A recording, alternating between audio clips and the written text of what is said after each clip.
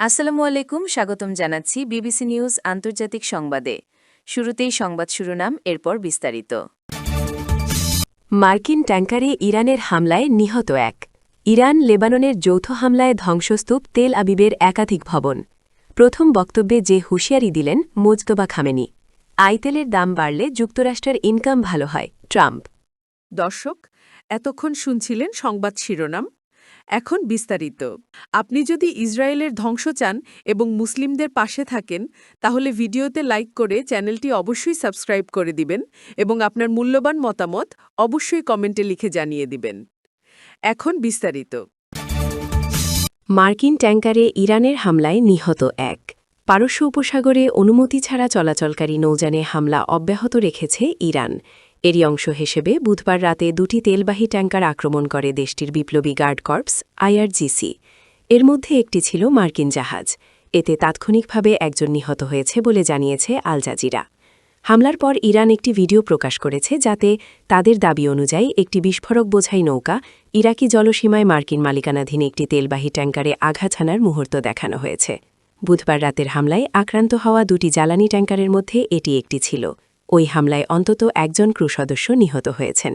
এদিকে Times of Israel জানায়, Iran পুরো অঞ্চল জুড়ে বিভিন্ন লক্ষ্যবস্তুতে হামলা অব্যাহত রাখায় পারস্য উপসাগরে দুটি তেলবাহী ট্যাঙ্কার আক্রান্ত হয়েছে, যাতে একজন নিহত হয়েছেন।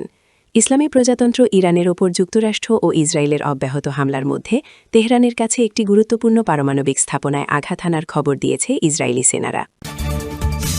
ইরান লেবাননের যৌথ হামলায় ধ্বংসস্তূপ তেল আবিবের একাধিক ভবন। গণহত্যাকারী ইসরায়েলের রাজধানী তেল আবিব লক্ষ্য করে যৌথ হামলা চালিয়েছে ইরানের সেনাবাহিনী ও লেবাননের হিজবুল্লাহ।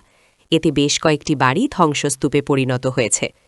আজ বৃহস্পতিবার 12 মার্চ তেল আবিবের উপকণ্ঠে একটি আবাসিক বাড়ি রকেট হামলায় ক্ষতিগ্রস্ত হয়েছে।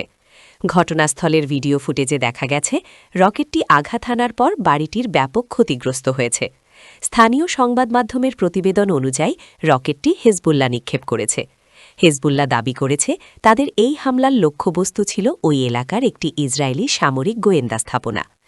ইরান ও তার মিত্রদের ওপর সাম্প্রতিক যুক্তরাষ্ট্র ইসরায়েলি হামলার পর পুরো অঞ্চল জুড়ে ইসরায়েল, ইরান ও তাদের মিত্রদের মধ্যে সংঘাত আরও তীব্র হওয়ার প্রেক্ষাপটে এই রকেট হামলার ঘটনাটি ঘটল।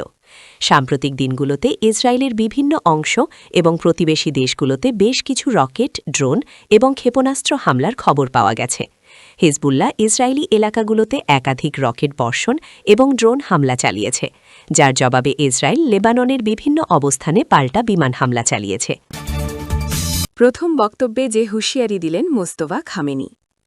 ইরানের সর্বোচ্চ নেতা নির্বাচিত হওয়ার পর প্রথম টেলিভিশনে ভাষণ দিয়েছেন আয়াতুল্লাহ মোজতবা খামেনি। আজ বৃহস্পতিবার 12 মার্চ তিনি গণহত্যাকারী ইসরায়েল ও তাদের সহযোগী যুক্তরাষ্ট্রকে হুঁশিয়ারি দিয়ে বলেছেন, ইরান লড়াই চালিয়ে যাবে। তিনি আরও বলেন, আমরা আমাদের শহীদদের রক্তের প্রতিশোধ নেব। ইরানের সর্বোচ্চ নেতা দেশটির সামরিক বাহিনীকে ধন্যবাদ জানিয়ে বলেন, দেশ যখন আক্রমণের শিকার হয়েছে, তখন এই বাহিনী ইরানকে পরাধীন হওয়া বা বিভক্ত হওয়া থেকে রক্ষা করেছে।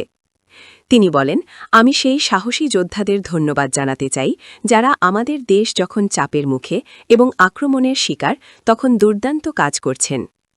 জ্বালানির বাজার নিয়েও মন্তব্য করেছেন তিনি। সর্বোচ্চ নেতা বলেন, হরমুজ প্রণালী বন্ধই থাকবে। তেলের দাম বাড়লে যুক্তরাষ্ট্রের ইনকাম ভালো হয়, ট্রাম্প। মার্কিন প্রেসিডেন্ট ডোনাল্ড ট্রাম্প বলেছেন, তেলের দাম যখন বাড়ে তখন যুক্তরাষ্ট্র লাভবান হয়। নিজের সোশ্যাল মিডিয়া প্ল্যাটফর্ম ট্রুথ সোশ্যালের একটি পোস্টে তিনি লিখেছেন, যুক্তরাষ্ট্র বিশ্বের মধ্যে বর্তমানে সবচেয়ে বড় তেল উৎপাদনকারী দেশ, তাই তেলের দাম বাড়লে আমরা প্রচুর অর্থ উপার্জন করি। তিনি আরও যোগ করেন, এর চেয়েও অধিকতর আগ্রহ ও গুরুত্বের বিষয় হল ইরানকে পারমাণবিক অস্ত্র তৈরি থেকে এবং মধ্যপ্রাচ্য তথা প্রকৃতপক্ষে পুরো বিশ্বকে ধ্বংস করা থেকে বিরত রাখা।